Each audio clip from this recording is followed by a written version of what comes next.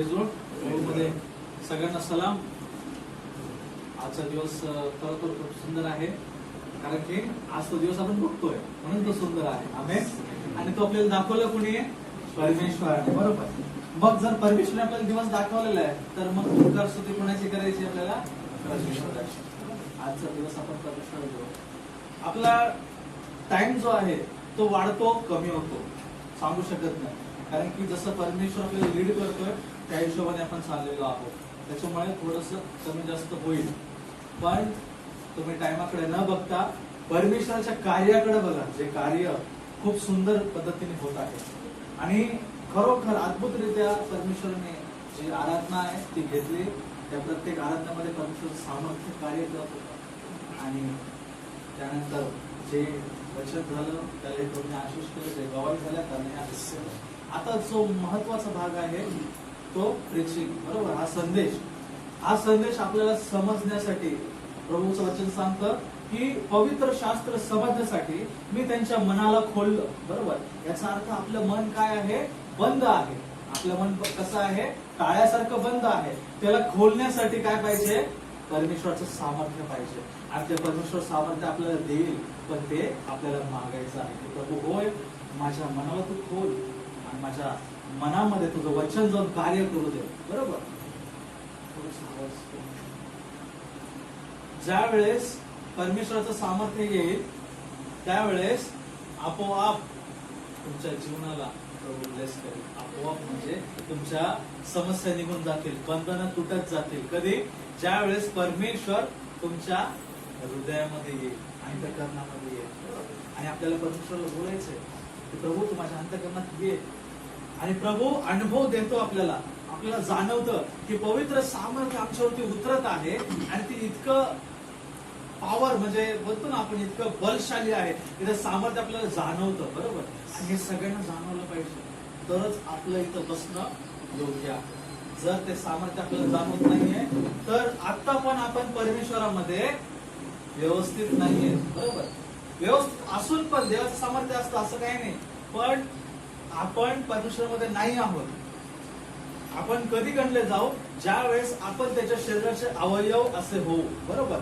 अवयव झाल्याच्या नंतर आपण ख्रिस्ताच्या शरीराला जोडले जाऊ आणि ते शरीर पूर्ण तयार होईल ख्रिस्ताचं. त्याच प्रकारे आपलं भाग जो आहे, आपण कुठला भाग आहोत शरीराच्या अवयवाचा, हे जाणणं खूप गरजेचं आहे. जर आपल्याला माहित नाही आतापर्यंत तर आपण काय केलं पाहिजे? जाणून घेतलं पाहिजे. ठीक आहे. जाणल्याच्या नंतर आपल्याला कळेल की आपण कुठले भाग आहोत. तर वचन काय सांगतंय की आपले मन, आपले विचार, आपले डोळे सगळे बंद आहेत. वचन सांगतंय. बरोबर. आता पुन्हा त्या वचनाला वाचू आपण. परंतु त्यांची मने कठीण केली होती. बरं का, कठीण नव्हती, ती केली होती, करण्यात आली होती. कोणी केली होती त्यांची मने कठीण? परमेश्वर. का? कारण की काही गोष्टी त्यांना कळू नये, काही गोष्टींचा भेद त्यांना समजू नये, म्हणून त्यांची मने कशी कठीण केली होती. बरोबर. आता जर तुम्ही बघितलं, ऐकलं, ज्या वेळेस इस्रायल लोक बंधनामध्ये होते, गुलामीमध्ये, कुणाच्या? फॅरोनच्या, त्यावेळेस त्यांनी काय केलं? परमेश्वराला आवाज दिला आणि परमेश्वराचा आवाज ऐकला, मोशेला पाठवलं. बरोबर.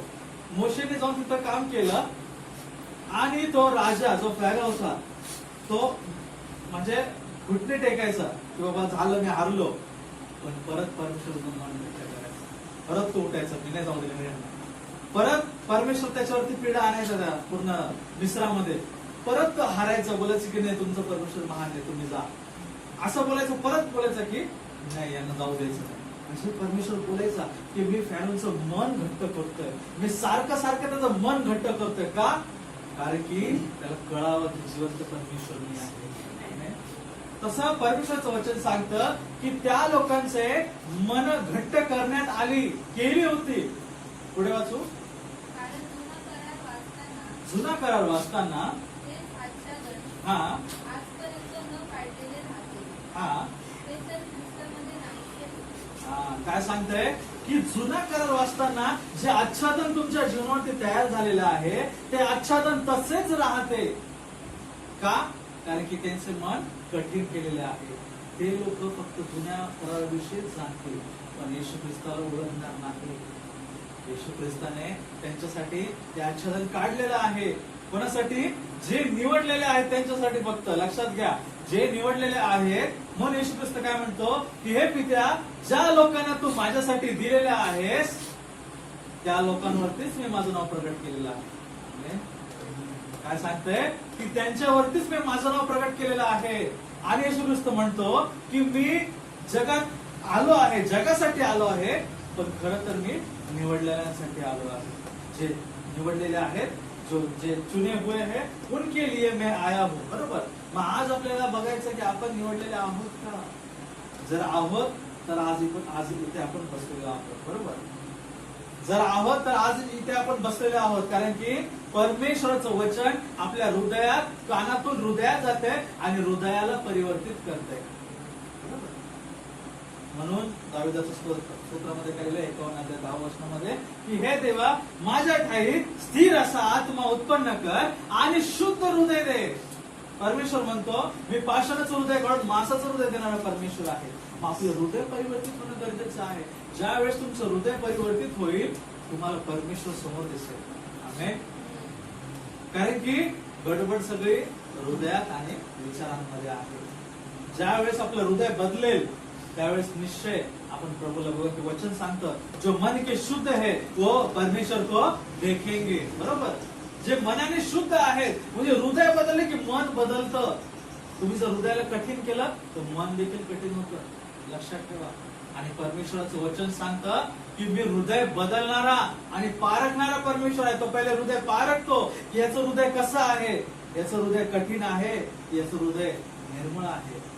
त्याच्यानुसार परमेश्वर हृदयाला बदलतो.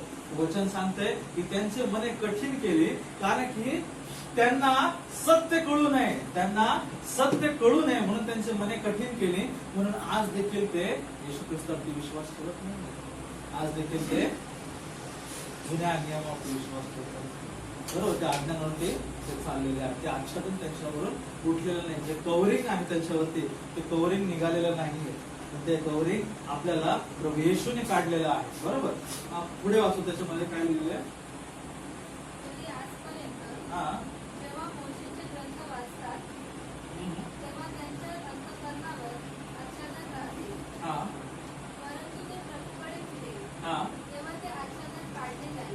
बघा, ते आच्छादन कधी काढले जाईल?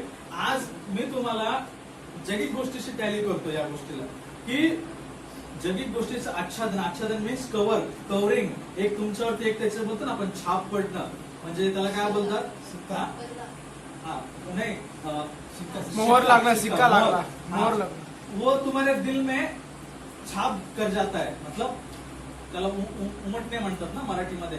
एक शिक्का उमटतो, एक छाप उमटते तुमच्या हृदयावरती. बरोबर. मग तुम्ही ज्या गोष्टीला वाचताय ती गोष्ट तुमच्या हृदयात जाते. बरोबर. एखादी स्टोरी तुम्ही वाचताय तर ती गोष्ट तुमच्या हृदयात जाते आणि त्याच्याबद्दल तुम्ही विचार करू लागतात. बरोबर. त्याच्या व्यतिरिक्त विचार नसतात. तुम्ही कंटिन्यू 1 तास एखादी गोष्ट बघा, मूवी बघा किंवा काय बघा, तुमच्या डोक्यामध्ये त्या गोष्टी फिरत राहतील. किंवा एखादं सॉन्ग ऐका, ते सॉन्ग तुमच्या डोक्यामध्ये गुणगुणत राहील. कारण की त्या गोष्टीची छाप आपल्या मनावरती पडते. आणि वचन सांगतोय की जे परमेश्वराकडे, जे ख्रिस्ताकडे येतील त्यांच्या जीवनातून ती छाप काढण्यात येईल, ते आच्छादन काढण्यात येईल. बरोबर. पण जे ख्रिस्ताकडे येणार नाहीत त्यांच्या जीवनामध्ये ते आच्छादन तसंच राहणार आहे. आज ते जगिक आच्छादन आपण बघू शकतो की जगाचं जे आच्छादन आपल्या मनावरती झालेलं आहे ते आच्छादन निघत नाहीये. का? कारण की लोक ख्रिस्ताकडे येत नाही. ज्यावेळेस लोक ख्रिस्ताकडे येतील त्यावेळेस ते मनाचं आच्छादन निघेल आणि मग आपल्याला ख्रिस्त दिसेल. जोपर्यंत आपलं मन परिवर्तित होत नाहीये, आपले विचार बदलत नाहीये आणि आपण परमेश्वराला एक्सेप्ट करत नाहीये, तोपर्यंत परमेश्वर आपल्याला कसं काय दिसेल? बरोबर. परमेश्वर दिसण्यासाठी पण आपल्याला शोधावं लागतं. जोपर्यंत तुम्ही शोधतच नाहीये तर तुम्हाला परमेश्वर नाही मिळणार. वचन सांगतंय की ते आच्छादन त्याच वेळेस निघेल ज्या वेळेस तुम्ही ख्रिस्ताकडे येणार. पुन्हा त्याच वचनाला ते आच्छादन कधी निघेल? परंतु ते प्रभूकडे फिरेल तेव्हा ते आच्छादन काढले जाईल. पुढे प्रभू कसा आहे? आत्मा आहे. बरोबर. प्रभू आत्मा आहे, आणि जेथे प्रभूचा आत्मा आहे जेथे प्रभूचा आत्मा आहे तेथे मोकळेपण आहे. तेथे मोकळेपण आहे. आमेन. कोण कोण मोकळेपण महसूस करते इथं? ऑलमोस्ट सगळेच. कुणाला वाटतं की इथे बंदिश आहे किंवा इथे आम्हाला काहीच बोलता येत नाही, आम्हाला काही करण्याचा अधिकार नाहीये, असं कोणाला वाटतं इथे? आणि असं वाटलंही नाही पाहिजे. आणि अशी मंडळी पण नाही पाहिजे, असं चर्च पण नाही पाहिजे. नाहीतर काही काही चर्चेस मध्ये काय असतं, बंधनं असतात. बंधनं म्हणजे कसली? की तुम्हाला तिकडे बोलण्याची मुभा नसते, तुम्हाला स्वतंत्रपणे काही परमेश्वराचे कार्य करण्याची मुभा नसते, तुम्हाला प्रत्येक गोष्टीमध्ये विचारपूस करावी लागते. मी म्हणतो का, जर तुम्ही आत्म्याने प्रेरित होताय तर तुम्ही का परमेश्वराला स्तुती करा. बरोबर. तुम्हाला मोकळेपणा जाणवलं पाहिजे. वचन सांगतं की प्रभू आत्मा आहे. कोण? प्रभू येशू ख्रिस्त आत्मा आहे. कारण की त्यावेळेस येशू ख्रिस्त काय म्हटलं? शिष्याला थांबा, जाऊ नका, कारण की मी एक कैवारी पाठवतोय आणि तो कैवारी तुम्हाला काय करेल? समजवेल आणि शिकवेल. तो तुम्हाला बरं वाईट सांगेल. बरोबर. आणि मग येशू ख्रिस्त गेला आणि कैवारी म्हणून आला आणि हे वचन काय सांगतंय की तोच प्रभू आत्मा आहे आणि तो आत्मा ज्या ठिकाणी आहे त्या ठिकाणी काय आहे? मोकळेपण आहे, स्वतंत्रता आहे. भारताला स्वतंत्र होऊन किती वर्ष झाले? भरपूर वर्ष झाले. 1947 ला. बरोबर. भारत स्वतंत्र झाला. झालाय का स्वतंत्र? झालाय, झालाय. पण विचारांची स्वतंत्रता नाही झाली. आज पण विचार तेच आहेत. आज पण गुलामशाहीचे विचार आहेत. जे श्रीमंत ते श्रीमंत होत चाललेत, जे गरीब आहेत ते गरीब होत चाललेत. आणि श्रीमंत गरीब ते काय करतायत? गुलामीचा अधिकार करतात, चालवतात. बरोबर. स्वतंत्रता, मोकळेपण आहे. भारतात बोलू शकता, पण म्हणतो पण लोकशाही आहे. लोकशाही आहे. लोकशाहीमध्ये कोणी काही बोलू शकतं, पण इथे बोलण्याचा अधिकार कोणाला नाहीये. जर तुम्ही पोलीस स्टेशन मध्ये जाल आणि एखादा शब्द बोलाल की तुम्हाला ते 2 शब्द बोलून हाकलून देतील तिकडनं. ही सत्य घटना आहे, सत्य परिस्थिती आहे. म्हणून माणूस काय करतो? पोलीस स्टेशनला जातच नाही. त्यांच्याबद्दल मनात भीती आहे. ते पण माणसंच आहेत, पोलीसही माणसंच आहेत, प्रशासन माणसं आहेत. बरोबर. ते प्रशासन चालवणारे कोण आहेत? अधिकारी माणसं आहेत. मग त्या अधिकाऱ्यांना घाबरायचं का? कारण की त्या अधिकाऱ्यानेच ती भीती निर्माण केली आहे. आपल्याला स्वतंत्रता नाहीये. तुम्ही कधी गेलात कुठल्या ऑफिसमध्ये अधिकाऱ्याच्या, तुम्हाला बोलण्याची स्वतंत्रता नाहीये. तुम्ही जर सांगू लागला तुमची व्यथा, ते म्हणतात बस मला विषय कळालाय, मी करतो काय करायचंय. ते तुमचं ऐकूनही घेणार नाहीये. स्वतंत्रता नाही. त्यांनी आपल्याला घाबरवलेलं आहे. पण परमेश्वराचं वचन सांगतं जिथे प्रभूचा आत्मा आहे तिकडे स्वतंत्रता आहे. बरोबर. आणि आत्मा प्रत्येकाच्या जीवनावरती कार्य करतो. मग आपलं जीवन कसं आहे? स्वतंत्र आहे, मोकळेपण आहे. आपल्याला कशाची बांधिलकी नाहीये. आपण ख्रिस्ताचे लेकरे आहेत. पण कधी ज्या वेळेस आपण ख्रिस्ताकडे जाऊ त्यावेळेस जगाचं आच्छादन आपल्या जीवनातून निघून जाईल आणि ख्रिस्ताचा मोकळेपणा आपल्यामध्ये कार्य करेल. आणि तो मोकळेपणा आपल्याला पाहिजे. प्रभूचा आत्मा आपल्याला पाहिजे. जोपर्यंत आत्मा नाही तोपर्यंत आपण प्रभूला ओळखू शकत नाही. एखादी गोष्ट जर आपण करतोय,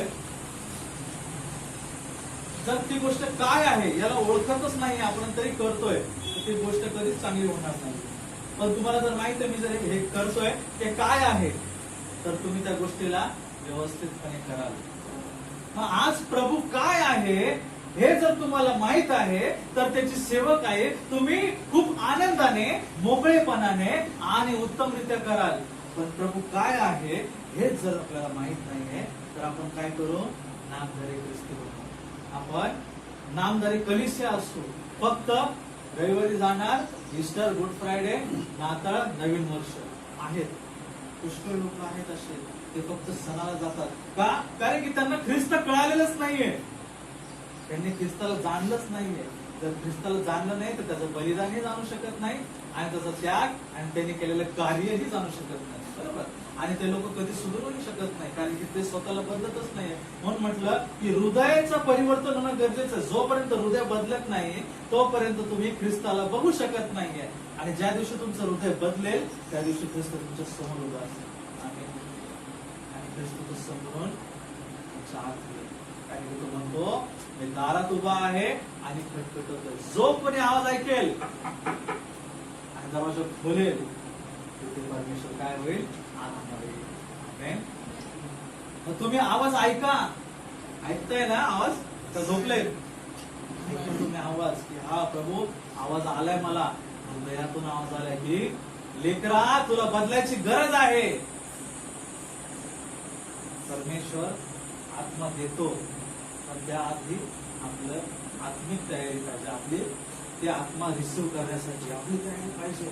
जर आपण वाईट मार्ग सोडायला तयारच नाहीयेत, एखादं वाईट सवय आपण सोडायला तयार नाहीयेत, तर परमेश्वराचा आत्मा आपल्यामध्ये कसं काय कार्य करेल? नाहीये ना. फरक लक्षात घ्या. मी फरक सांगतो तुम्हाला.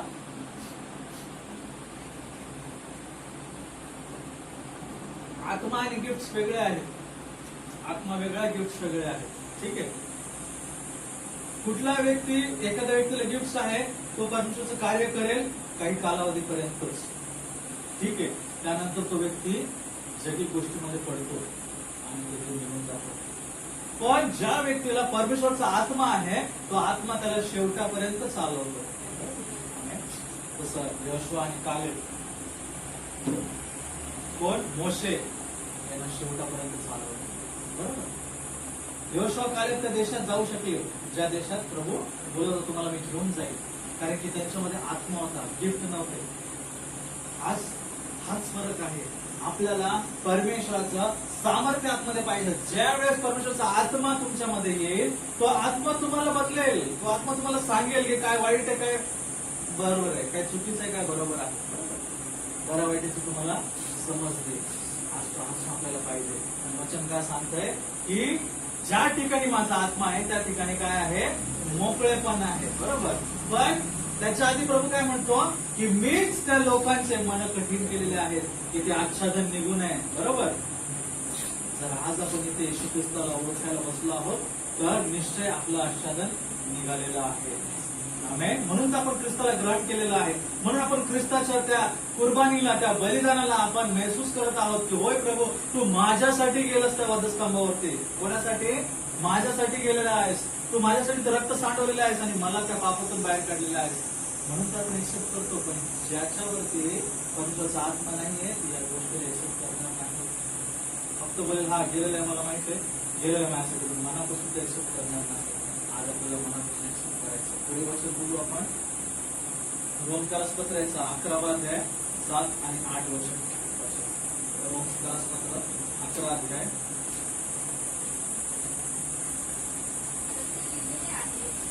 हा हा हा हा हा आजच्या दिवसापर्यंत दिलेलं आहे. काय दिलेलं आहे की त्यांनी ऐकू नये असे कान दिलेले आहेत, त्यांनी बघू नये असे डोळे दिलेले आहेत, झोप दिलेली आहे, त्यांना गाढ झोप दिलेली आहे. कारण की सत्य त्यांच्यावरती प्रगट होईल पण त्या सत्याला ते ग्रहण करणार नाही.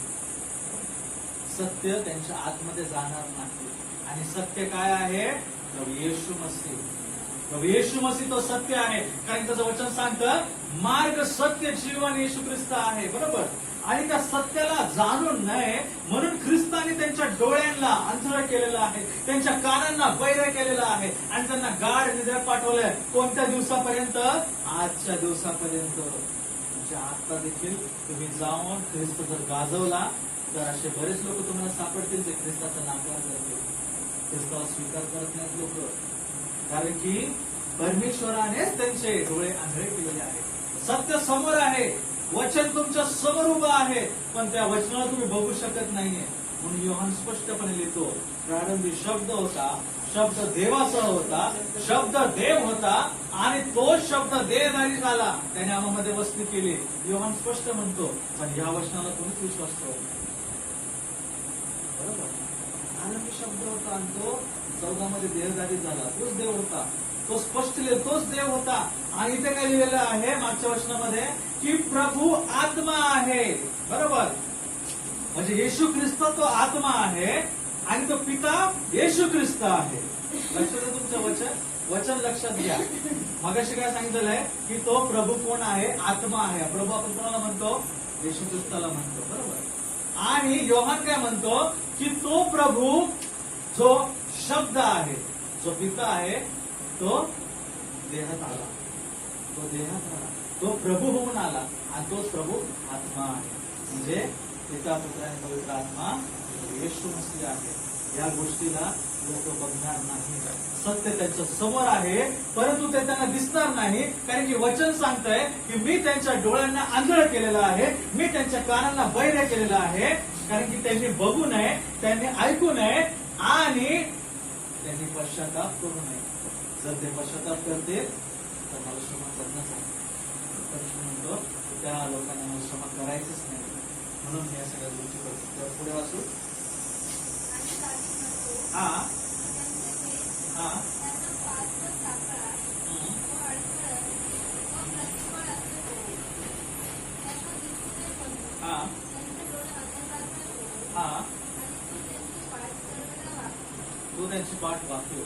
म्हणजे त्यांना दिसणार नाही कधी. सत्य ते बघू शकत नाही. आणि सत्य कसं आहे? स्वच्छ आणि स्पष्ट आहे. आणि त्या सत्याला ते लोक कधीच ग्रहण करणार नाही. म्हणजे त्या येशू ख्रिस्ताला ते कधीच ग्रहण करणार नाही. तुम्ही कितीही सांगा. मग आपण विचार करतो अरे मी याला येशू ख्रिस्ताबद्दल सांगितलं, पण तरी हा ग्रहण करत नाही. लक्षात घ्या, वचन आठवा. वचन सांगतंय की मीच त्यांना आंधळ केलेलं. जर देवाने आंधळ केलेलं आहे तर आपण त्यांचे डोळे उघडण्यासाठी प्रार्थना करून काय फायदा? कारण की देवाच्या इच्छेनुसार होत, आपल्या इच्छेनुसार होत नाही. काल एक ब्रदर म्हटले, आम्ही मीटिंग मध्ये पास्टर म्हटले, ते झाल्याच्या नंतर एक ब्रदर आमची बातचीत झाली. तो ब्रदर म्हटले जे युक्रेन आणि रशियाचं जे युद्ध चाललं होतं, आता अनेक पालक आले आणि बोलू लागले की युद्ध चालू आहे, तुम्हाला माहिती आहे, भयंकर परिस्थिती. बोलले हो चालू आहे, मग त्यासाठी प्रार्थना करा थांबण्यासाठी. ते म्हटले का करायची प्रार्थना? प्रार्थना का करायची? जे बायबलमध्ये लिहिलं ते पूर्ण होणं गरजेचंच आहे. लिहिलेलं आहे शेवटच्या समयाला राष्ट्र राष्ट्रावरती उठेल, देश देशावरती उठेल. मग तेच चाललंय. हे परमेश्वराच्या वचनानुसार चाललेलं आहे. आणि मग त्या वचनाला तुम्ही रोखण्याचा प्रयत्न का करताय? होऊ द्या. जी प्रभूची इच्छा आहे ती गोष्ट होऊ द्या. त्याला तुम्ही आडवे जाऊ नका. तरी परिस्थिती आहे. जे परमेश्वराची योजना आहे त्या योजना पलीकडे आपण कधीच जाऊ शकत नाही. म्हणून परमेश्वराने काही लोकांना आंधळ केलेलं आहे, बहिरे केलेलं आहे. कारण की त्यांनी प्रभू येशूला ओळखू नये आणि प्रभू येशू मध्ये त्यांनी येऊ नये. या कारणामुळे असं वचन स्पष्टपणे सांगते. आपण पुन्हा करंती करस्पत्र येऊ. दुसऱ्या करंती करस्पत्र 4 अध्याय. त्यांच्यामध्ये हा त्या जगाच्या देवाने हा विश्वास न ठेवणाऱ्या हा लोकांची मने आंधळी केली आहेत. हा बघा, आता जे ख्रिस्तावरती विश्वास ठेवत नाहीत, कोणावरती? जे ख्रिस्तावरती विश्वास ठेवत नाहीत, अशा लोकांना या जगाच्या देवतांनी काय केलेलं आहे? आंधळ केलेलं आहे. तुम्ही त्यांना किती जाऊन सांगा ख्रिस्ताबद्दल, पण ते ऐकणार नाहीत. का? कारण की त्या जगिक देवतांनी त्यांचे डोळे आंधळे केलेले आहेत. कारण की तो प्रकाश त्यांच्यावरती प्रकाशू नये म्हणून त्यांना आंधळ करण्यात आलेले वचन सांगतो. पुढे वाचू. यासाठी की देवाची प्रतिमा देवाची प्रतिमा जो जो ख्रिस्त ख्रिस्त त्याच्या गौरवाच्या हा शुभवर्तमानाचा उजेड हा त्यांच्यावर प्रकाशू नये. हा कसला? शुभवर्तमानाचा उजेड त्यांच्यावरती प्रकाशू नये. शुभवर्तमान म्हणजे काय? संदेश. बरोबर, संदेश. प्रीचिंग जो संदेश आहे तो शुभ वर्तमान आहे. तो शुभ वर्तमानाचा प्रकाश त्यांच्यावरती प्रकाशू नये. मग ज्या लोकांकडे तुम्ही वचन घेऊन जात आहेत त्या लोकांना तुम्ही वचन सांगत आहेत, पण ते वचन त्यांना कळणारच नाही जर ते निवडलेले नाहीत. पण जर ते निवडलेले आहेत तर ते पटकन त्या वचनाला पकडतील आणि येतील. बरोबर. मला फरक सांगा, आपण आपल्या एखाद्याच्या घरी जर आपण कोणी कुत्रे पाळतात, कोणी मांजरे पाळतात, बरोबर, जनावरांचं पालन करतात, खूप आवड आहे. हल्ली हायफाय म्हणजे हाय क्लासचे लोक मोठे मोठे कुत्रे घेऊन चालतात आणि एखाद्या माणसापेक्षा जास्त सोय त्याची असते. खाणं पिणं एकदम चांगल्या क्वालिटीचं आणि खूप चांगलं त्याला सांभाळतात. त्यांना काय झालं तर रडतात, त्यांचे दिवस करतात, त्यांना पुरतात, दफन करतात. म्हणजे इतपत त्यांचा जीव त्या प्राण्यांवरती आहे. जर एखाद्या घरामध्ये एखादं कुत्रं आहे आणि त्यांनी त्याला पाळलेलं आहे तर ते कुत्रं त्यांनाच बघून शिट्टी हलवेल, त्यांच्या जवळ येईल, पण दुसरं कोणाला बघणार नाही. ती मांजर त्यांच्या पायाला येऊन घासेल, पण जर बाहेरचं कोणी असेल तर त्यांच्या जवळ सुद्धा येणार नाही. बरोबर. फरक काय आहे की आपल्याला परमेश्वरला ओळखायचंय, परमेश्वर कोण आहे जाणायचंय. पण कधी जाणणार? ज्या वेळेस ते वचन पूर्ण होईल. ते वचन सांगते की जे निवडलेले आहेत त्यांच्यावरतीच प्रकाश पडेल. बरोबर. पण जे नाही आहेत त्यांच्यावरती या संदेशाचा प्रकाश पडणार नाही.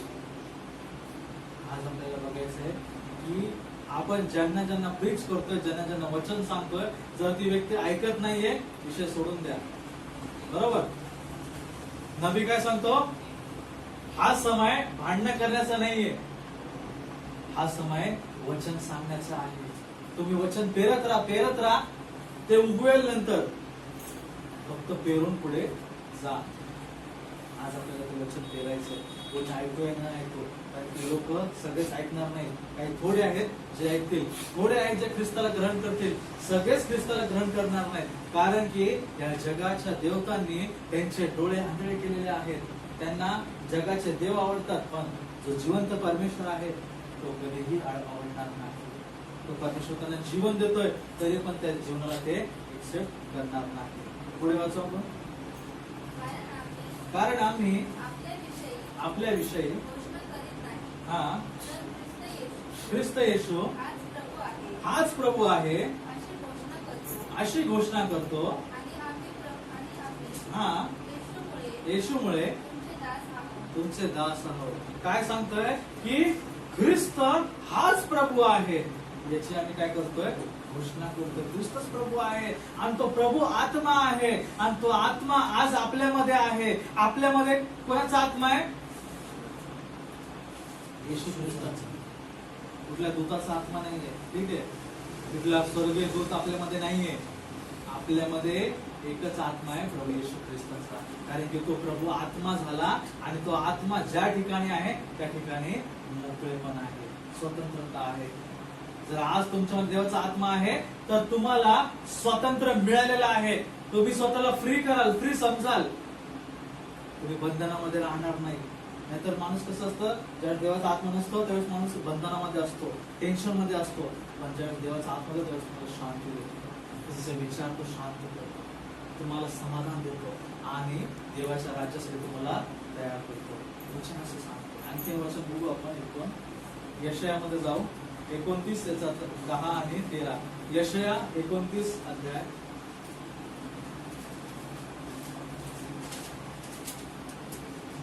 10 आणि 13. हा तुम्हावर गाढ झोपेचा आत्मा ओतला आहे. हेच काय सांगत दुसऱ्या करसपत्र याच्यामध्ये सांगितलं होतं की यहोवाने तुम्हावरती गाढ झोपेचा आत्मा ओतला आहे. पुढे आणि त्याने तुमचे डोळे म्हणजे भविष्यवादी बंद केले आहे. तुम्ही बघू शकत नाही, तुम्ही फ्युचर बघू शकत नाही, तुम्ही कुठलं कार्य करू शकत नाही, कारण की परमेश्वराने ती गोष्ट काढून घेतली आहे, डोळे बंद केले. पुढे तुमचे मस्तक हा त्यांना झाकले आहे. हा हा हा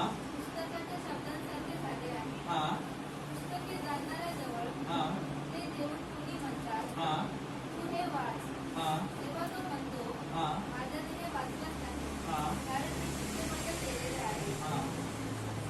पुढे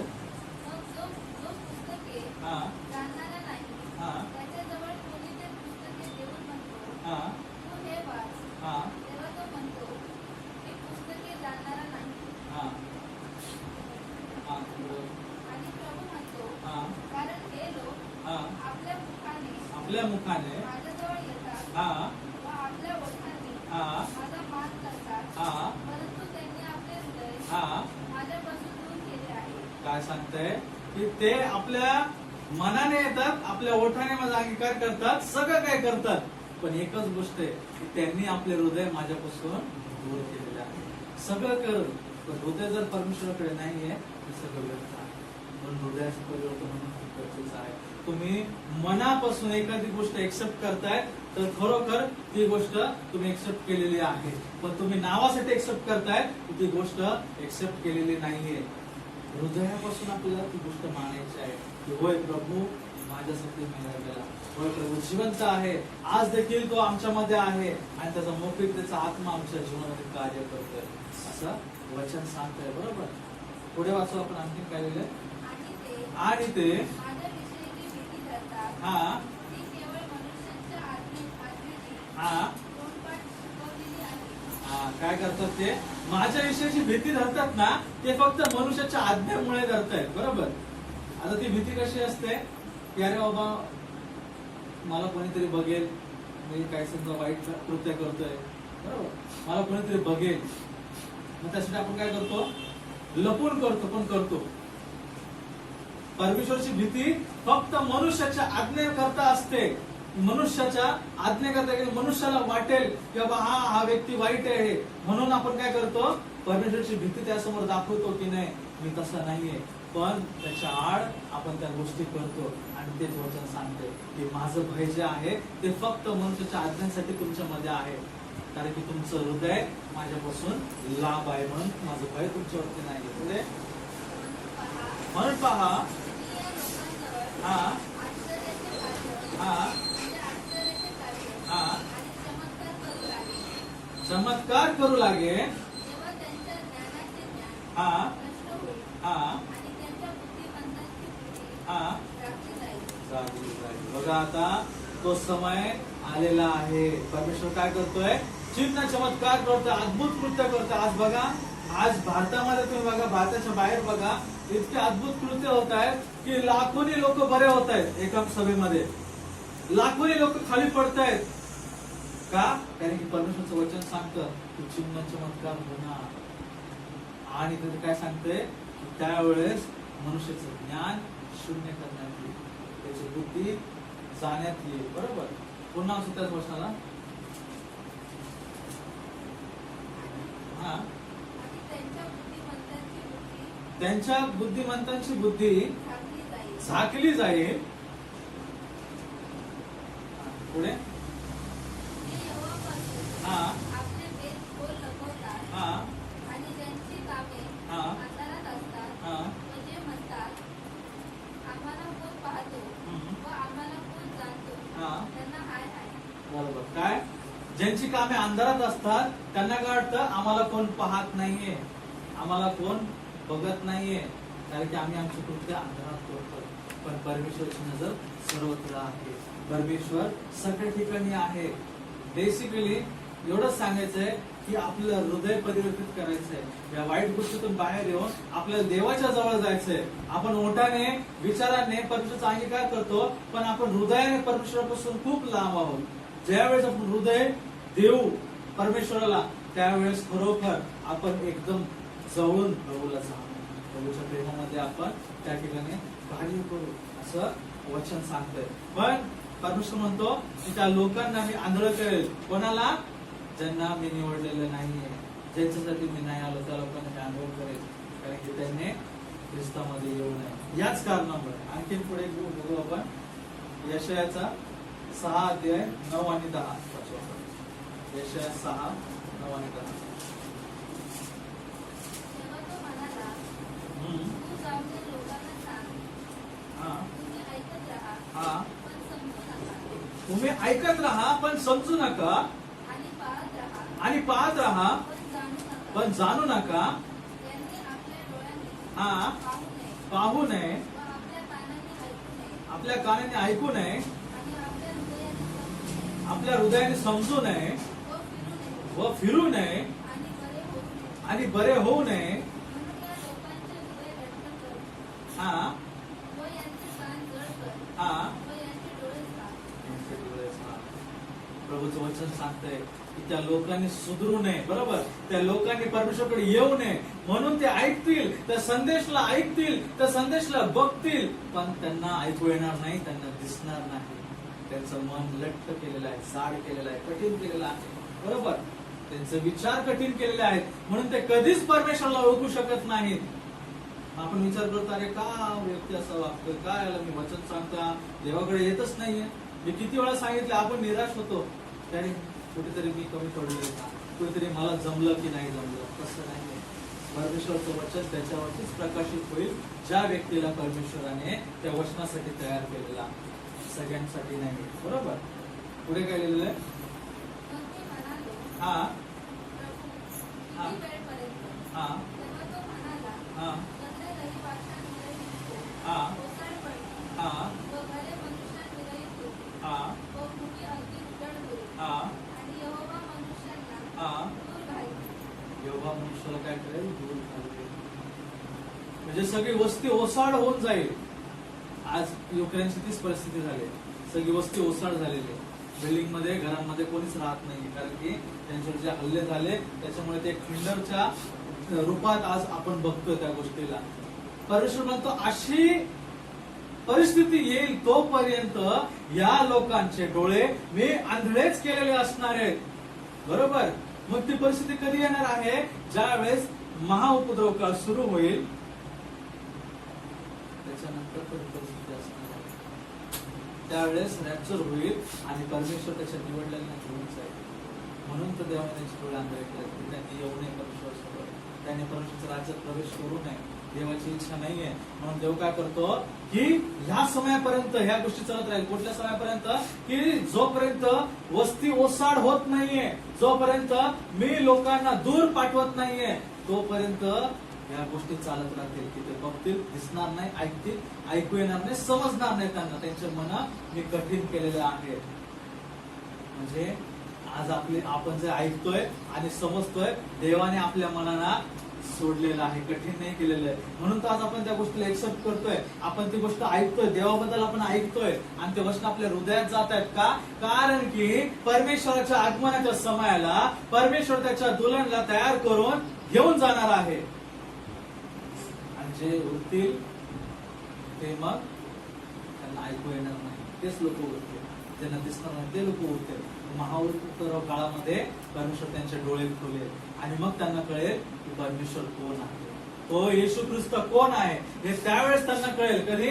महाउपद्रव काळामध्ये, ज्यावेळेस त्यांच्यावरती खूप अत्याचार होईल, खूप हल्ले होतील, त्यांना मारण्यात येईल, त्यांना छळण्यात येईल, त्यावेळेस त्या लोकांना कळेल. आता नाही कळणार. पण ज्यांना आता कळलेलं आहे ते लोक परमेश्वराची दुल्हन आहे. ज्यांनी येशू ख्रिस्ताला जाणलंय, ओळखलंय, ते परमेश्वराची दुल्हन आहे. दुल्हनने आता तयारीला लागायचं आहे. समय खूप थोडा आहे आणि या समयामध्ये आपल्याला परमेश्वराकडे जायचं आहे. जोपर्यंत आपण तयारी करत नाही तोपर्यंत आपण परमेश्वराच्या राज्यात जाऊ शकत नाही. आणखीन एक वचन बघू. मत्तयाचा 13वा अध्याय 13 ते 15 वाचू आपण.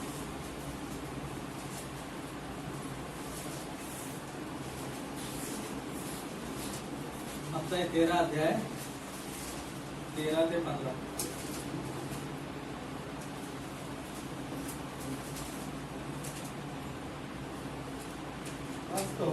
हा. मी त्यांच्यावर दाखवणी बोलतो, मी त्यांच्या बरोबर दाखलेली बोलतो, कारण ते पाहत असता कारण ते पाहत असता पाहत नाही आणि ऐकत असता ऐकत असता ऐकत नाही, नाही, पण त्यांना समजतही नाही. त्यांना समजतही नाही. बरोबर. स्पष्ट बोलतोय येशू ख्रिस्त, एकदम स्पष्ट पद्धतीने बोलतोय की मी त्या लोकांसोबत दाखल्याने बोलतोय. का दाखल्याने बोलतोय? कारण की ते बघतायत पण त्यांना दिसत नाहीये, ऐकतायत पण त्यांना समजत नाहीये. मत्तय 28-19 अध्याय तेच सांगते.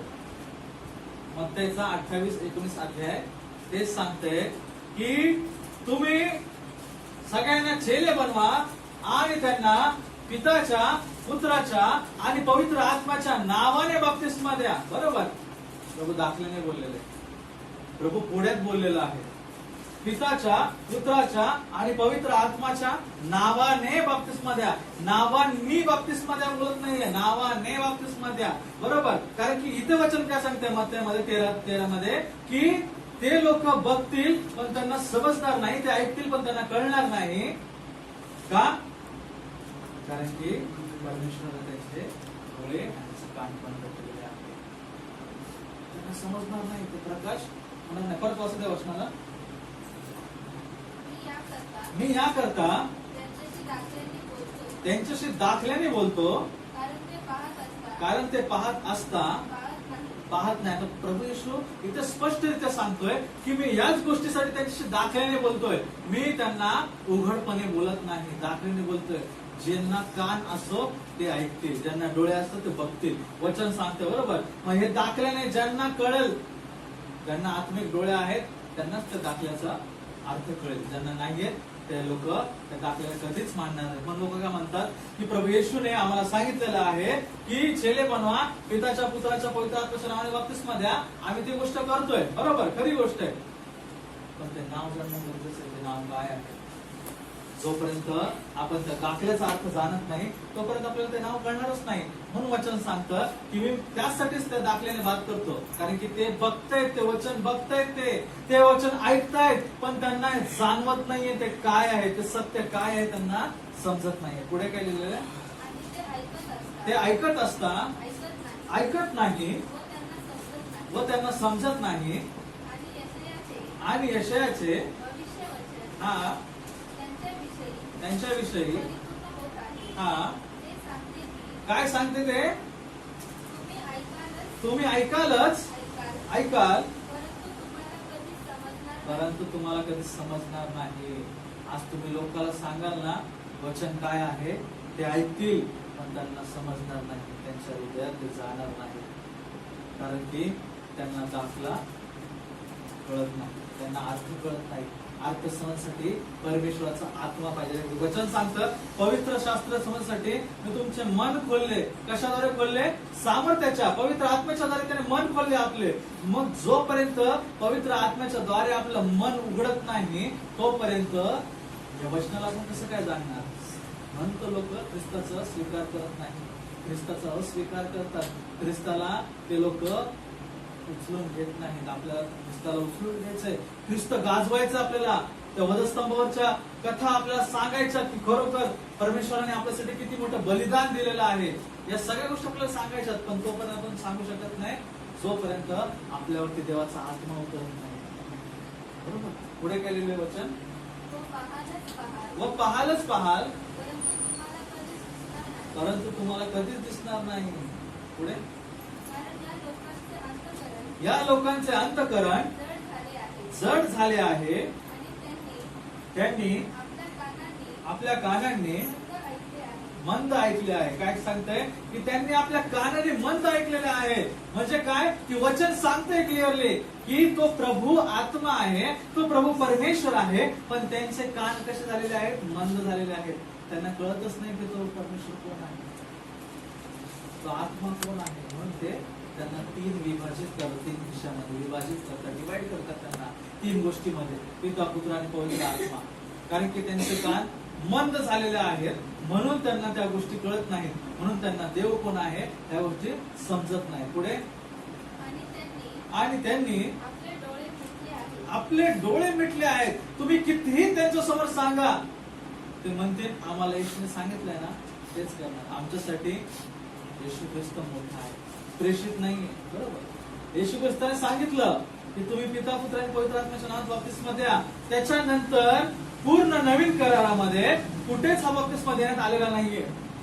त्याच्या शिष्याने, पेत्राने, पाऊलाने, मला वाटतं फिलिपाने पण, या सगळ्यांनी काय केलेलं आहे? लोकांना येशूच्या नावात बप्तिस्मा दिलेला आहे. म्हणून आधीचं वचन काय सांगतं की म्हणून मी या लोकांशी दाखलेने बोलतोय, कारण की हे ऐकताय पण यांना ऐकू येत नाही, हे बघतायत पण यांना दिसत नाहीये, म्हणून मी दाखलेने बोलतोय. पण त्याच्या शिष्यांचे मन, त्याच्या शिष्यांच्या विचारांना ख्रिस्ताने उघडलं आणि ख्रिस्त दाखल्यात बोलला की त्यांना पिताच्या, पुत्राच्या, पवित्र आत्म्याच्या नावात बप्तिस्मा द्या.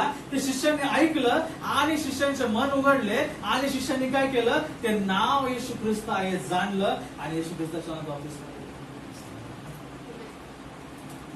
का दिला?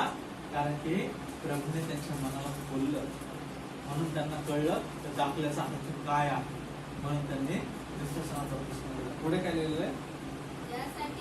यासाठी की त्यांनी आपल्या डोळ्यांनी पाहू नये, हा व आपल्या कानांनी ऐकू नये, हा व आपल्या अंतःकरणाने समजू नये, हा व मागे फिरू नये, हा आणि मी त्यांना बरे करू नये. बघा, वचन एकदम स्पष्ट सांगते की मी त्यांना का आंधळ केलेलं आहे की त्यांनी आपल्या कानाने ऐकू नये, त्यांनी पश्चाताप करू नये, त्यांनी मागे फिरू नये आणि मी त्यांना बरं करू नये म्हणून मी त्यांना आंधळे केले. म्हणून लोक या वचनाचा स्वीकार करणार नाही, कारण की लोकांना परमेश्वराने आंधळ केलेलं आहे. जो ख्रिस्ताला विश्वास ठेवतो, आता ख्रिस्ताच्या नावामध्ये पापक्षमा आहे, वचन सांगतं बरोबर. तुम्ही ख्रिस्ताच्या नावाने बप्तिस्मा घ्याल, तुमचे पाप क्षमा होतील, तर ख्रिस्ताच्या नावामध्ये पाप क्षमा आहे. मग जर आपण त्या नावावरती विश्वासच ठेवत नाही, आपले पाप क्षमा होणारच नाही. बरोबर? पाप आपल्या सोबतच फिरतील. जर पाप आपल्या सोबत फिरतील तर पापाद्वारे सैतान आपल्या जीवनात कार्य करेल. जोपर्यंत तुम्ही शुद्ध केलेले नाहीये तोपर्यंत तुमच्या मागे सैतान असणार. मी सिंपल उदाहरण देतो, हसण्यासारखं उदाहरण आहे. जोपर्यंत तुम्ही आंघोळ करत नाही तोपर्यंत दुर्गंध जात नाही, बरोबर का? त्यावेळेस दुर्गंध जातो आणि सुगंध येतो. काय येतो? कारण की तुम्ही स्वतःला शुद्ध करता, तुम्ही स्वतःला स्वच्छ करता. मग जोपर्यंत आपण आपल्या पापातून बाहेर येत नाही तोपर्यंत आपल्या मागे ते पाप आणि ते बंधन असणारच आहे. मग ते पापाच्या बंधनातून बाहेर येण्यासाठी फक्त आणि फक्त एकच मार्ग आहे, आणि तो येशूच्या नावावर. तो येशूच्या नावामध्ये येतो, परमेश्वर त्याला पाप क्षमा करतो, आणि पाप क्षमा झाल्याच्या नंतर तुम्ही शुद्ध केलेले आहात. मग तुम्ही शुद्धतेने परमेश्वराची स्तुती कराल. म्हणून पेत्र म्हणतो की तुमचे पाप क्षमा केले जातील आणि मग तुम्हाला पवित्र आत्म्याचे सामर्थ्य मिळेल. शुद्ध केल्याच्या नंतरच देवाचा आत्मा तुमच्यामध्ये वास करेल. मी नेहमी उदाहरण देतो ना, की घरात जर घाण असेल तर तुम्ही त्या घरात राहायला येत नाही, बरोबर. ज्यावेळेस तुम्ही त्या घराला साफ कराल त्यावेळेस तुम्ही त्या घरामध्ये राहायला येणार. मग आपलं हृदय एवढं घाण आहे, त्या घाणीमध्ये परमेश्वराचा आत्मा येऊन वास करेल का? नाही करणार. म्हणून त्या हृदयाला शुद्ध करणं गरजेचं आहे, आणि शुद्ध करण्यासाठी ख्रिस्ताच्या नावाने बप्तिस्मा घेणं गरजेचं आहे. कारण की ख्रिस्ताच्या नावाने बप्तिस्मा घेतल्याने आपल्याला पापाची क्षमा मिळते, आणि आपण पापापासून मुक्त होतो आणि पवित्र शुद्ध होऊन उभा राहतो. मग परमेश्वर त्याचा आत्मा आपल्यामध्ये वास करतो. कारण की प्रभू आत्मा आहे, ख्रिस्त आत्मा आहे, आणि तो ख्रिस्त कसा आहे? पवित्र आहे. त्याला पवित्रच पाहिजे. एखाद्या रस्त्यावरती राहणारा, रस्त्यावरती झोपणारा, तो रस्त्यावरती झोपेल त्याला काही वाटणार नाही, तिथं घाण आहे काय आहे, त्याला ती सवय लागलेली आहे. पण एखादा चांगल्या ठिकाणी राहणारा, त्याला जर म्हटलं जाऊन रस्त्यावरती झोप, तर तो रस्त्यावरती झोपणार नाही, त्याला ती सवय नाहीये. बरोबर. आज जर आपण स्वतःला शुद्ध करतोय तर तो शुद्ध परमेश्वर आपल्यामध्ये वास करतो. जर आज आपण स्वतःला शुद्ध करत नाहीये तर परमेश्वर आपल्यामध्ये वास करणार नाही.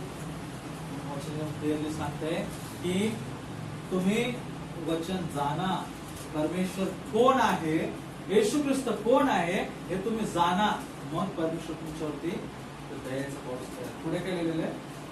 तुमचे डोळे आशीर्वादित आहेत, हा कारण ते पाहत आहेत. हा व तुमचे कान आशीर्वादित आहेत, कारण ते ऐकत आहेत. बरोबर. कोणाचे डोळे, कोणाचे कान आशीर्वाद आहेत? तुमचे. कारण की त्या डोळ्याने तुम्ही ख्रिस्ताला बघत आहे, त्या कानाने तुम्ही ख्रिस्ताचे सुवार्थ ऐकत आहेत, तो शुभ संदेश तुम्ही ऐकत आहेत, त्याला ग्रहण करत आहेत. तुम्ही कसे आहात? आशीर्वादित आहात. वचन सांगते, मी नाही सांगत. बरोबर. तुम्ही आशीर्वादित आहात. जे लोक ख्रिस्ताला स्वीकार करतील, ख्रिस्ताच्या वचनाचा स्वीकार करतील, ख्रिस्ताला बघतील, ते लोक कसे आहेत? आशीर्वादित आहेत. वचन सांगतंय. मग वाईस वर्षा. बरोबर.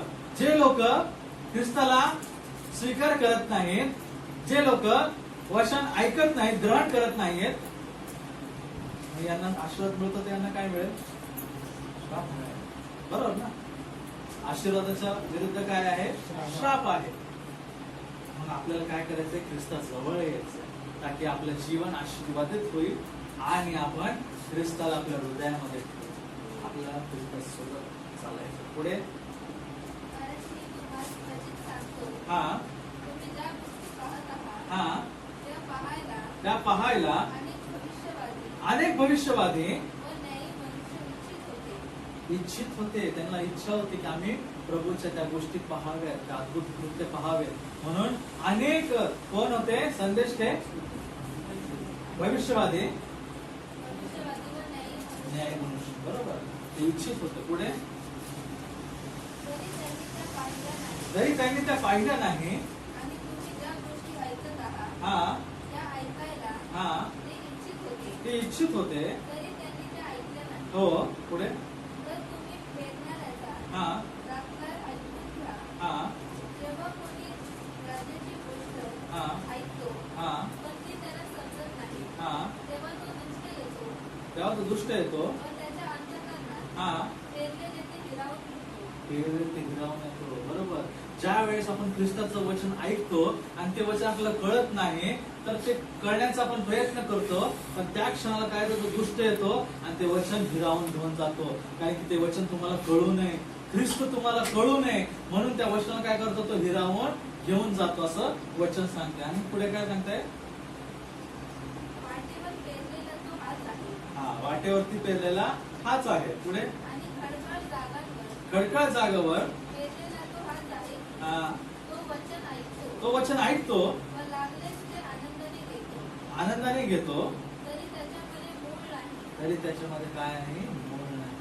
असे बरेच लोक आहेत की वचन ऐकतात आनंदाने उत्साह करतात पण त्यांच्यामध्ये काय नाही मूळ नाही. रूट्स जे बोलतो ना आपण झाडाचे मूळ झाडाला मजबूती देतात बरोबर कारण की ते जमिनीमध्ये खोलवर पसरले असतात खोलवर एकदम डीपली म्हणून ते झाडाला काय करतात मजबूती देतात. जर मूळच खोलवर नसतील तर ते झाड कालांतराने पडेल खाली त्याला मजबूती नाहीये. वचन सांगते की असे ते लोक आहेत असे त्या ठिकाणी खडकावरती वचन पडतात त्याला मूळच नाहीये ते ग्रहण करतात सगळं करतात पण ते टिकत नाही ते कालांतराने पडतात असं सांगतो वचन. पुढे म्हणून तो थोडाच वेळ टिकतो थोडाच वेळ टिकतो आणि वचनामुळे संकट आले आणि वचनामुळे संकट आले किंवा पाठलाग झाला किंवा पाठलाग झाला म्हणजे तो लागलाच अडकळतो. हा आणि काटेरी झाडांमध्ये काटेरी झाडांमध्ये पेरलेला तो हाच आहे. हा तो वचन ऐकतो तो वचन ऐकतो परंतु जगाची चिंता परंतु जगाची चिंता व द्रव्याची व द्रव्याची भूल काय भूल भूल हा ही वचनाला ही दुष्परितात. बरोबर. त्यांना जगाची चिंता आहे पैशाचा लोभ आहे या सगळ्या गोष्टींमुळे काय करतात ते वचनाला दाबतात आणि संसारिक जीवनाला वाढवा देतात बरोबर. आपल्याला वचन स्पष्ट सांगतंय की परमेश्वर येशू आपल्यासाठी आला स्तंभावरती गेला आणि त्याने आपल्याला जीवन दिलं बस ते जीवन आज आपण जगतोय. पण कोण जगणार फक्त निवडलेले पण ज्यांना निवडलेले नाही आहे ते कधीच ते जीवन जगणार नाही. ते कधीच ख्रिस्ताकडे येणार नाहीत ते कधीच ख्रिस्ताला एक्सेप्ट करणार नाहीत पण ते जगाला स्वीकारतील.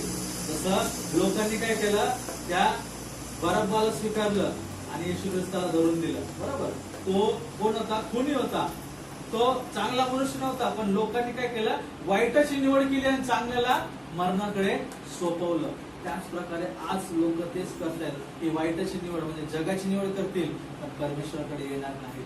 वचन सांगते ते लोक हर्षाने ऐकतील मोठ्याने अंगीकार करतील पण त्यांचे हृदय माझ्यापासून दूर आहे. ते हृदयाने माझ्याजवळ नाही आहेत फक्त शरीराने माझ्याजवळ आहे. आपल्या हृदयाने देवाजवळ जायचंय. आपलं हृदय परमेश्वराचं सामर्थ्याने भरलं पाहिजे. आपल्याला येशू ख्रिस्ताचा स्वीकार केला पाहिजे तर आपलं जीवन ब्लेस होईल हर्षित होईल. कारण की वचन सांगतं तुम्ही ख्रिस्तामध्ये नवीन सृष्टी आहात म्हणजे तुमच्यामध्ये सगळ्या नवीन गोष्टी घडायला लागल्या तरच तुम्ही ख्रिस्तामध्ये नवीन सृष्टी आहात. पण जर आज पण जुन्या गोष्टी आहेत तर तुम्ही जुन्याच गोष्टीमध्ये जगत आहात.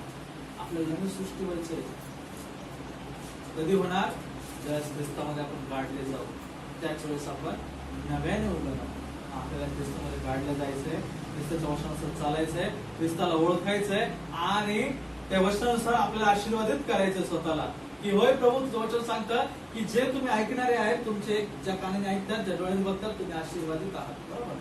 आज आपण ऐकतोय या वचनाला आपण आशीर्वादित आहोत. बस हा विश्वास घेऊन आपल्याला आता पुढे चालायचंय. प्रभू तुम्हाला आशीष करो. आपल्याला ख्रिस्ताला जाणायचंय. जेवढं आपण ख्रिस्ताला जाणू तेवढं आपल्या आत्म्याची वाढ आहे पण जेवढं आपण वचनापासून पळू तेवढं आपल्या आत्म्याचं काय आहे नुकसान आहे. आज आपल्याला प्रभूकडे यायचं आहे जो प्रभू आत्मा आहे आणि जो आत्मा जिथे असतो तिकडे काय असतं स्वातंत्र्य असतं.